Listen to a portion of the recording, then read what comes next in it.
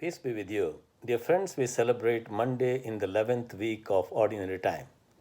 Today's Gospel taken from Matthew chapter 5 verses 38 to 48.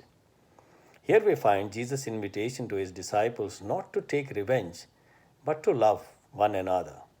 The principle of an eye for an eye and a tooth for a tooth seems to be just. The punishment should fit the crime. Jesus, however, tells his followers not to resist one who is evil. In fact, when wronged, it is better to suffer more wrong than to retaliate unjustly. These would be kingdom bearers are not called to suffer passively. They are called to do the unthinkable. They are called to love those who persecute them and pray for them. In Matthew's Gospel, love is not for the faint hearted. Jesus' very mission is a demonstration of God's love. Furthermore, prayer is an activity that helps us to come closer to God. Jesus is about to teach his followers how to pray.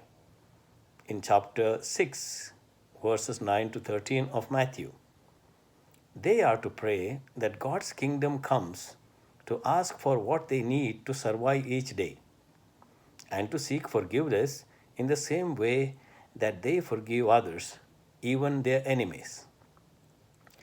They are to love their enemies and pray for their persecutors so that they may be children of the Father who is in heaven.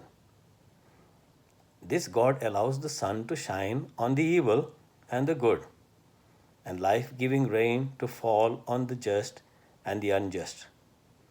God, who has power over life and death, provides life-sustaining conditions even for those who are diametrically opposed to God's goodness. Anyone can love the lovely. Jesus demands love for those who are incapable of showing love in return. Jesus calls his followers to be perfect as his heavenly Father is perfect. As he says, as your heavenly Father is perfect. This is a high standard for all who would claim to be disciples. They are not simply taught to meet the minimum requirements of the law. They are to fulfill the intentions of the law.